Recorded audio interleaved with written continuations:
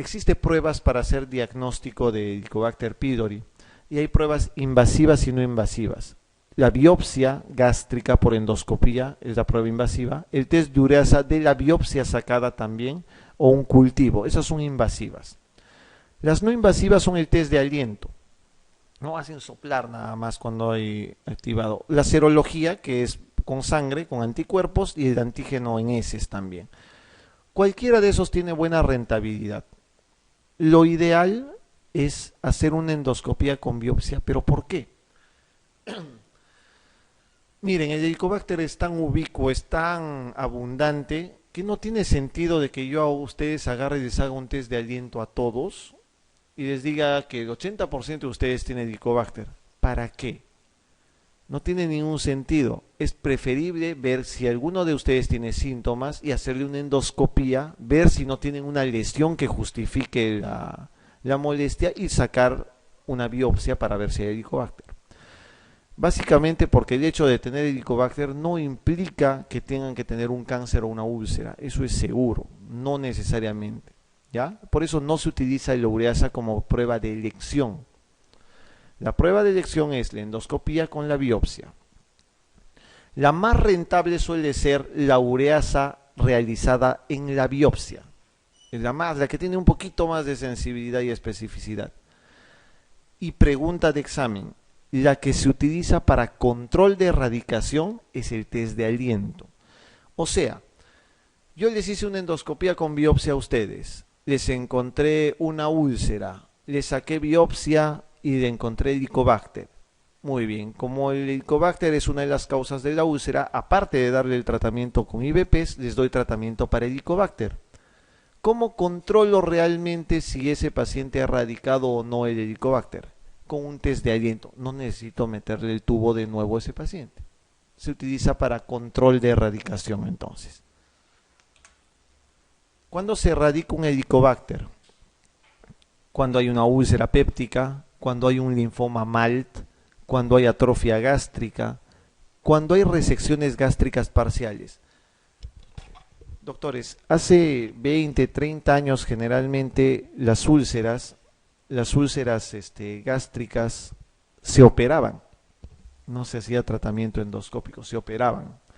Entonces, hay pacientitos que son operados de úlcera gástrica con resecciones gástricas. Todo paciente operado de estómago con resección parcial tiene riesgo de cáncer gástrico pasados los 20 años.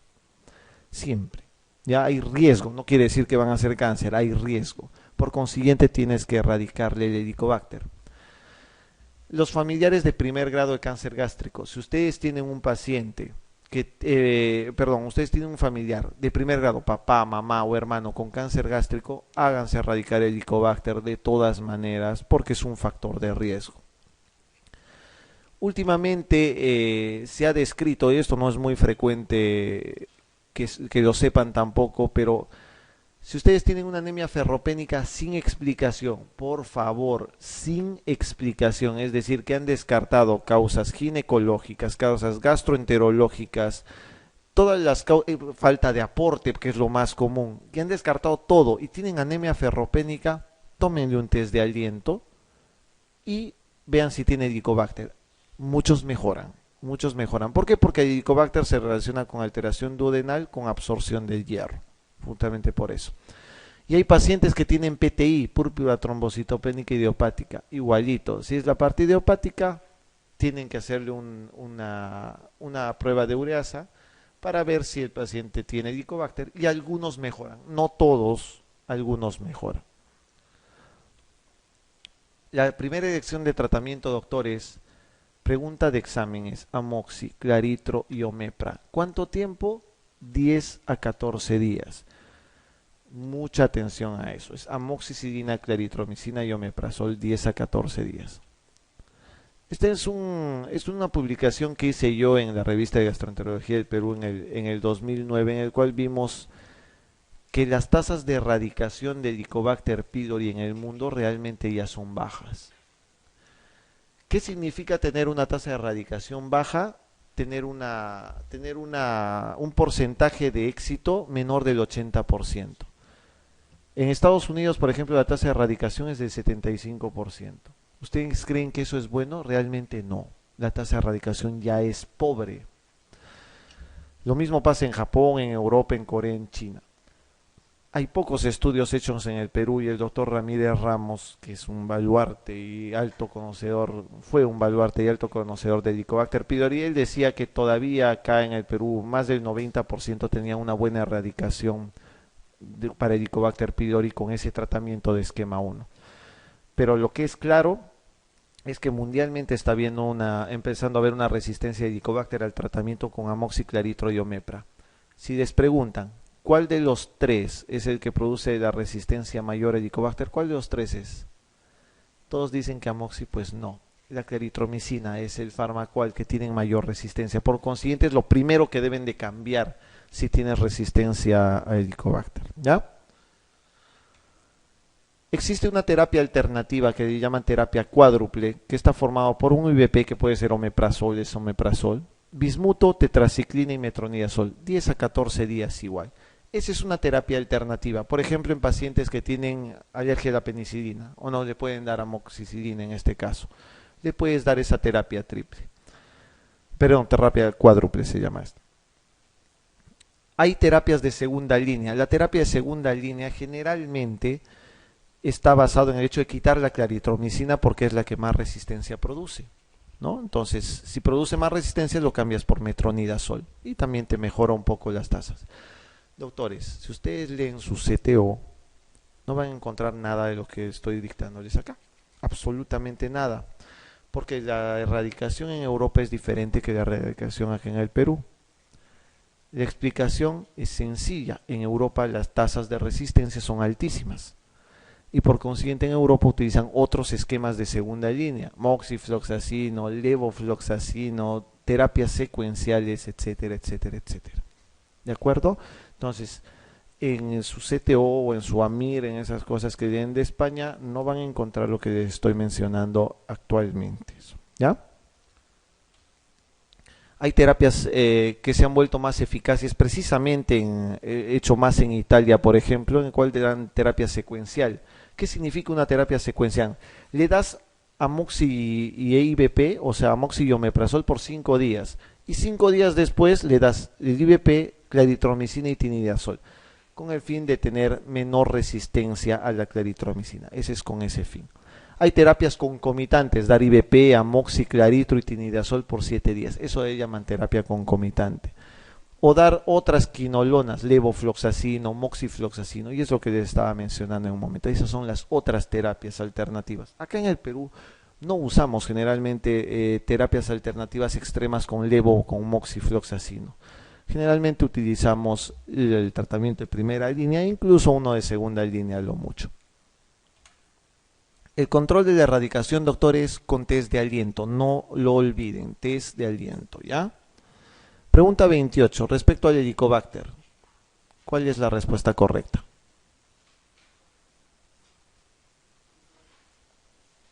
¿Cuál es lo incorrecto, perdón? ¿Es un gran negativo productor de ureasa? Es verdadero. ¿En el suero de pacientes colonizados se encuentran anticuerpos frente al microorganismo? ¿Puede utilizarse a partir del material de biopsia gástrica? Puede, claro, utilizarse o aislarse, ¿no? Sería lo ideal en esa pregunta. Sí, sí se puede, ¿no? El test de ureas es poco específico y sensible, además de que tiene un coste elevado. Sí, es poco específico y sensible. Es falso, ¿no? Porque realmente es por eso se usa para el control de erradicación, precisamente, ¿no? Por eso se utiliza para eso, ¿no? La respuesta es la D. ¿Con cuál de los siguientes se asocia la infección por Helicobacter, doctores? Estado socioeconómico bajo, género femenino, tabaquismo, AINES, dispepsia no ulcerosa.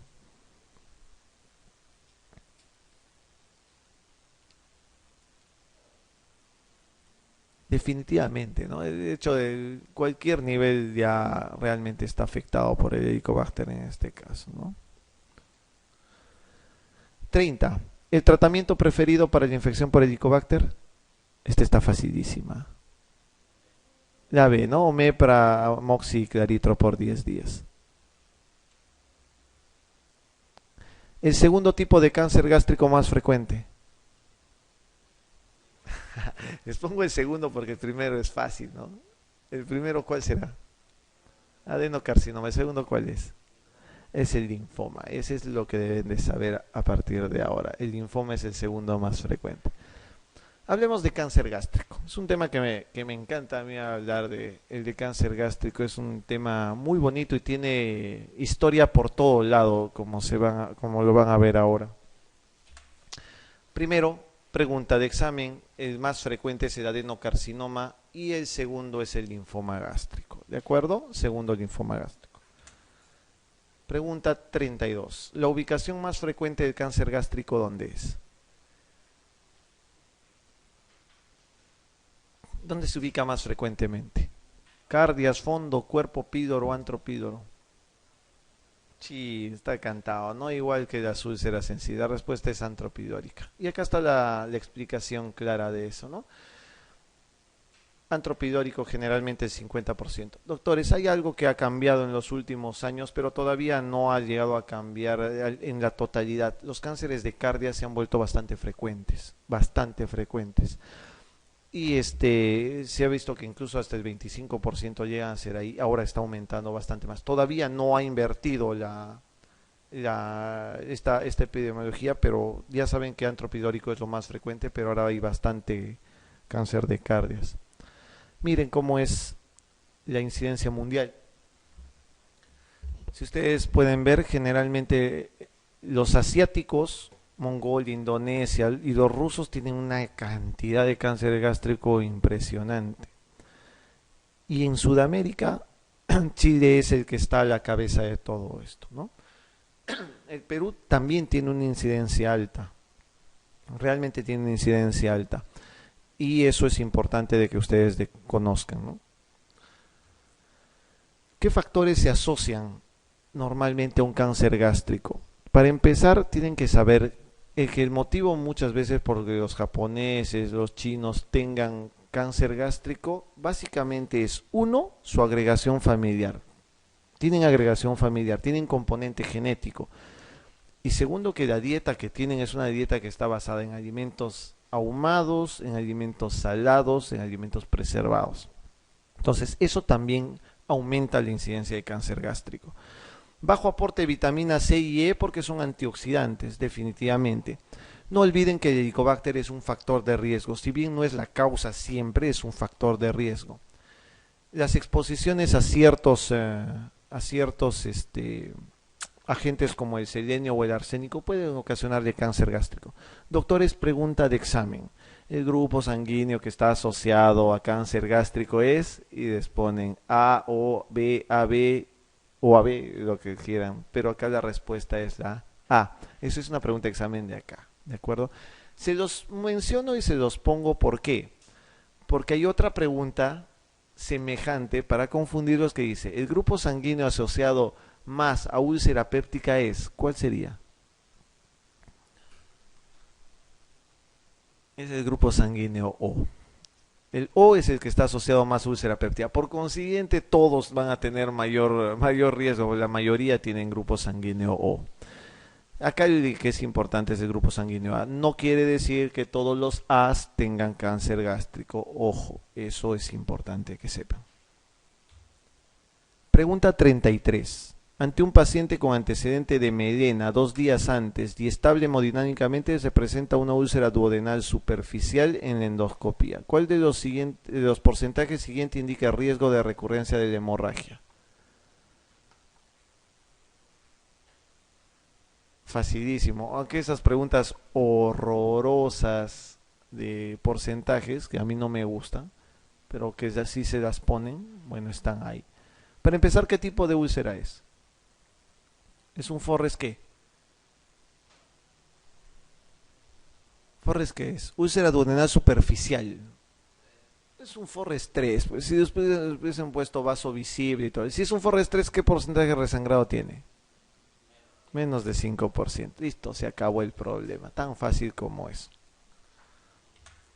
Aquí está para que sepan entonces su porcentaje y no lo vuelvan a olvidar. 5% las úlceras Forrest 3.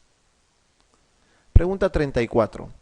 ¿Qué tienen en común las siguientes situaciones o lesiones? anemia perniciosa, gastrectomía parcial, úlcera gástrica, gastritis crónica atrófica y pólipo adenomatoso gástrico. ¿Qué tienen en común? La letra A, ¿no? ¿Qué tienen en común?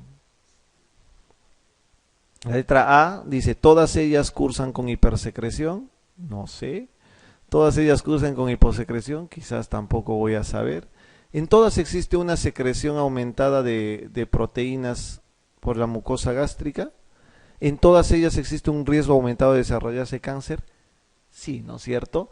Todas las que he mencionado ahí arriba son condiciones preneoplásicas. ¿Ya? Son condiciones preneoplásicas. La respuesta acá es la D. Estas son las condiciones preneoplásicas, doctores. Adenomas, atrofia, las gastrectomías, no olviden, gastrectomías pasados los 20 años pueden producir cáncer, otros estados de hipocloridria, los postcausticados también, metaplasia intestinal con displasia, son condiciones preneoplásicas. Este es el modelo de Pelayo Correa que les quería mencionar acerca de cómo un helicobacter o una infección por helicobacter puede llevar a cáncer. El Helicobacter pylori, para que llegue hasta acá, hasta cáncer gástrico, tiene que pasar necesariamente por una gastritis crónica, que puede ser superficial al momento, inicialmente. Si eso se convierte en gastritis crónica atrófica, habrán pasado un peldaño más. Luego de la atrofia recién aparece metaplasia intestinal.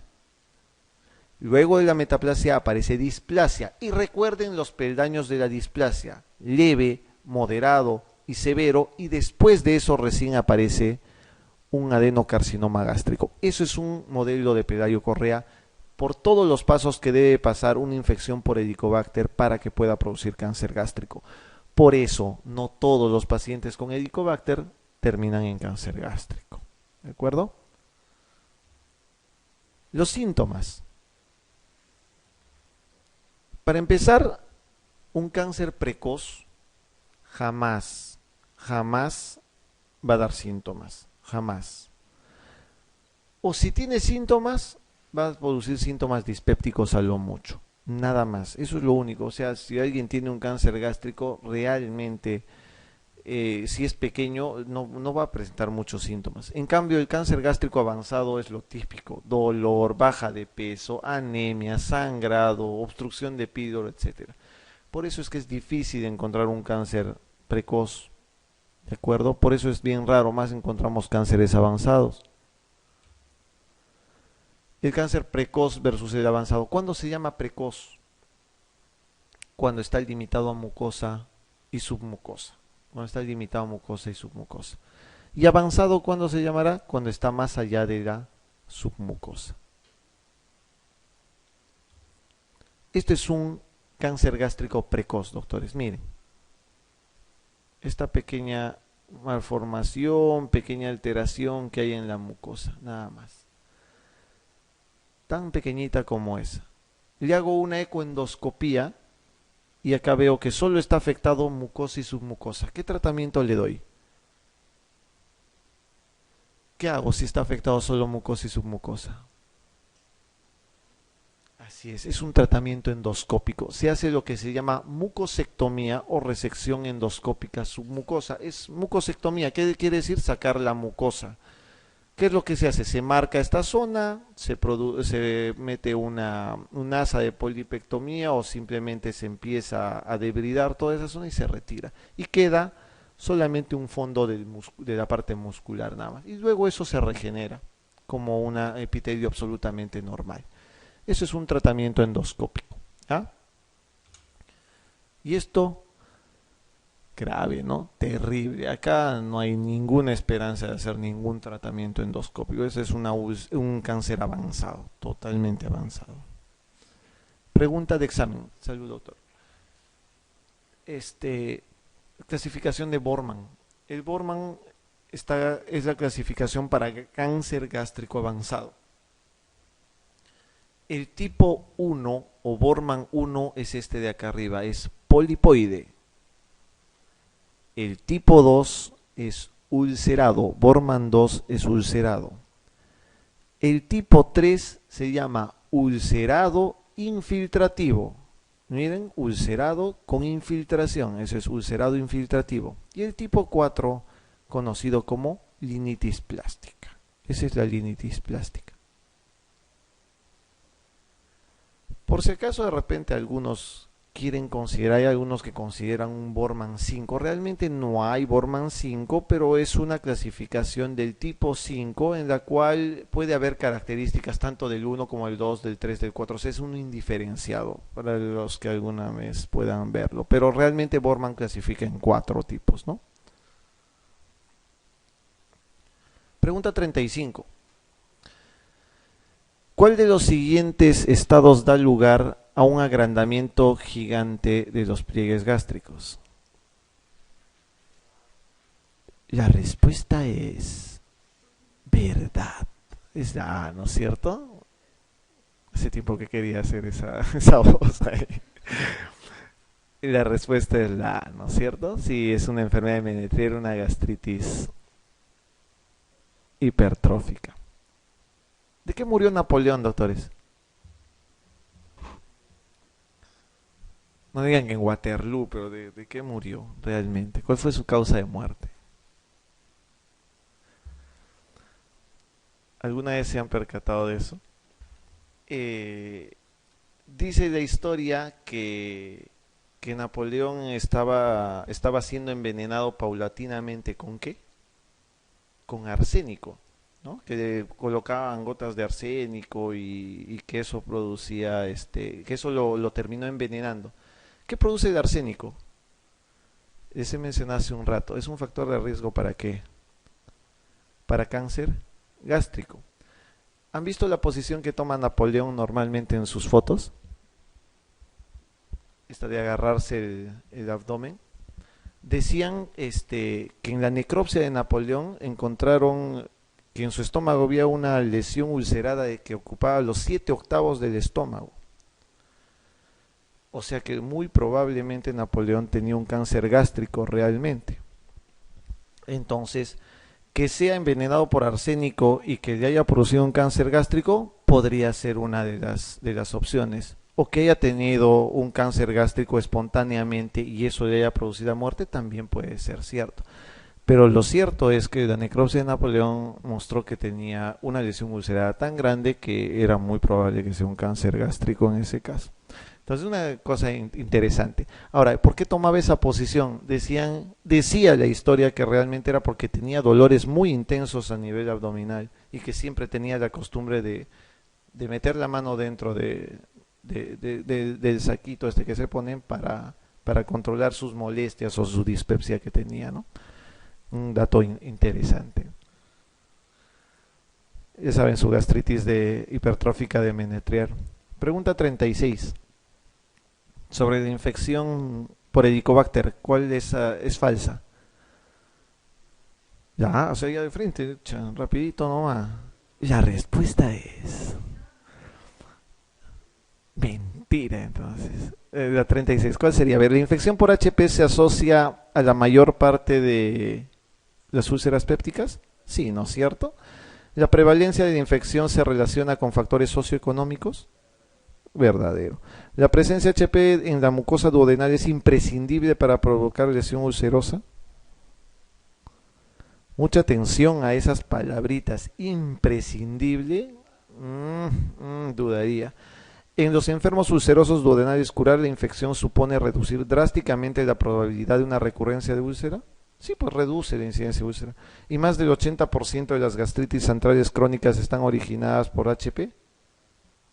Sí, entonces acá la respuesta será la C. Esa palabra imprescindible, ¿no? O sea, les trabajan al aburrimiento en los exámenes del MIR, por ejemplo. Es trabajar al aburrimiento. Preguntas extensas, grandes, con alternativas así grandes. Pero eso realmente a veces cansa. Pregunta 200, estás con los ojos que se te cierran ya por tanto haber leído. Pero sí, o sea, eso realmente, ese ritmo tienen que trabajar y tener atención siempre para todas las preguntas. Pregunta 37.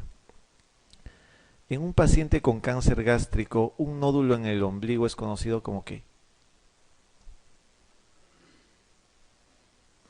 Escudo de Blammer, ganglio de Virchow, ganglio de la hermana Mary Joseph, tumor de Krukenberg. signo de Cullen.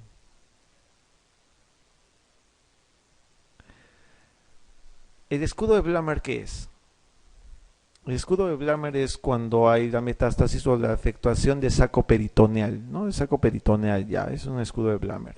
El ganglio de Virchow es el ganglio donde supraclavicular, ¿no es cierto? Que erróneamente la doctora se cogió el lado derecho, pero es el lado izquierdo, es el ganglio supraclavicular izquierdo. ¿Y el ganglio supraclavicular derecho en qué patología se presenta?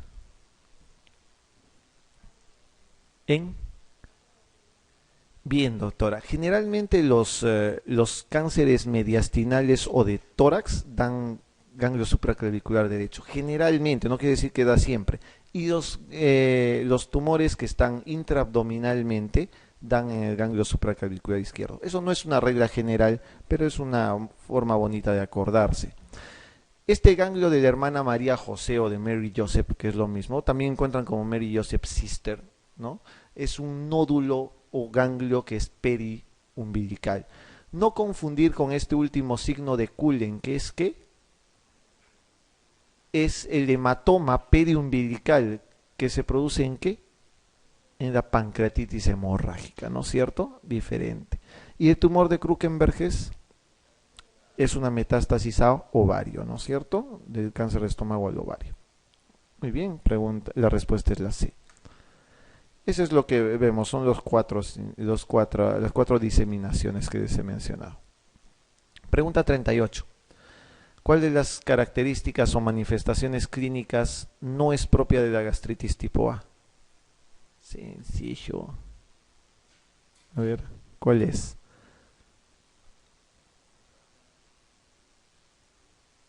A ver, metaplasia me dice el doctor. Hiperplasia de células enterocromafines, anticuerpos sí hay, ¿no? Eso es hipergastrinemia. Hay hipergastrinemia, pero asociado a ¿qué? A hipocloridria, no a hipercloridria, ¿cierto? Acá la respuesta es la E. Cualquier gastritis en sí te puede llevar a metaplasia, así que no tiene que estar asociado, no tiene que no ser asociado necesariamente, puede asociarse.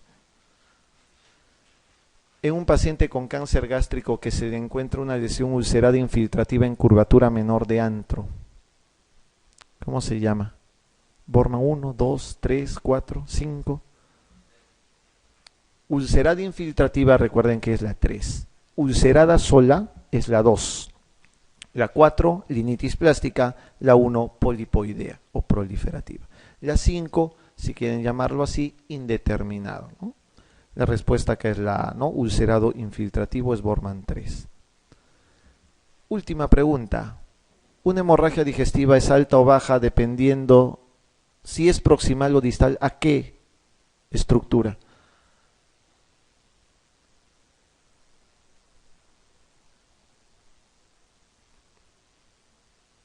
O sea, ¿cómo definen ustedes si una hemorragia digestiva es alta o baja?